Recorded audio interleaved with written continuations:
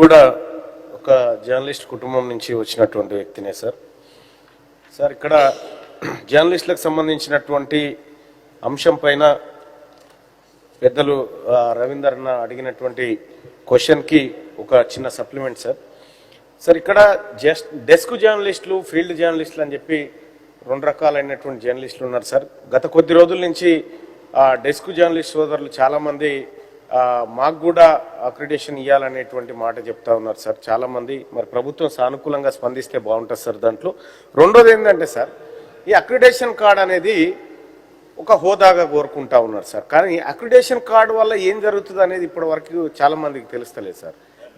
దానివల్ల వచ్చేదేంది, ఇదివరకు అక్రిడేషన్ కార్డులు ఉన్నటువంటి వాళ్ళ బతుకుల్లో ఎలాంటి మార్పులు వచ్చినాయి, ఏమన్నా తేడా వచ్చిందా, లేకపోతే ఇది ఉండడం వల్లనే ఇదంతా జరుగుతూ ఉందనేటువంటిది కూడా చాలామంది తెలుసుకోవాలి సార్. అక్రిడేషన్ కార్డు కేవలం పేరుకే సార్, నామ్ నిషాన్ ఉంటుంది సార్. దాంతో వచ్చేది లేదు పోయేది లేదు సార్. అసలుగా వాస్తవానికి జర్నలిస్టులకు కావాల్సింది సార్ భద్రత కావాలి సార్ వాళ్ళకి. సో ఇవాళ ఇప్పుడున్నటువంటి పరిస్థితిలో సార్ నేను చాలా ఇంటర్నేషనల్ సర్వేలు ఆ తర్వాత రిపోర్ట్లు పరిశీలించిన తర్వాత చెప్తా ఉన్నా సార్, పత్రికలు ఫిజికల్గా పట్టుకొని చదివే వాళ్ళ సంఖ్య పడిపోయింది సార్. టీవీలు చూసే వాళ్ళ సంఖ్య పడిపోయింది సార్. దాదాపుగా 100లో 90% వ్యూవర్స్ డిజిటల్ మీడియా వైపు వచ్చేసారు సార్. కాబట్టి డిజిటల్ మీడియా పాలసీ ఒకటి రావాల్సినటువంటి అవసరం ఉంది సార్. సో మనం పత్రికల కోసం 100 కోట్ల రూపాయల అడ్వర్టైజ్మెంట్లు అవో ఇవో ఇచ్చి పత్రికలను కాపాడుతా ఉన్నాం సార్.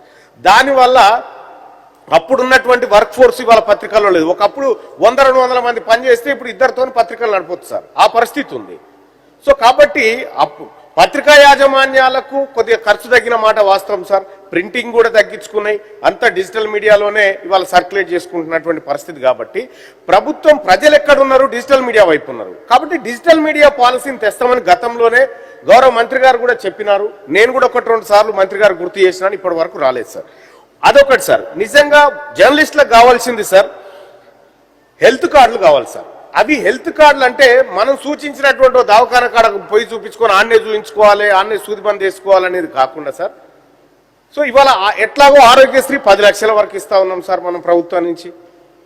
ఆ కార్యక్రమాన్ని ఆరోగ్యశ్రీ కార్డు ప్లేస్లో కొత్త కార్డు ఇచ్చేసి గిన్ని నెట్వర్క్ హాస్పిటల్లో ఇది పనిచేస్తుంది అనేటువంటి ఒక కార్యక్రమాన్ని తీసుకుంటే బాగుంటుంది సార్.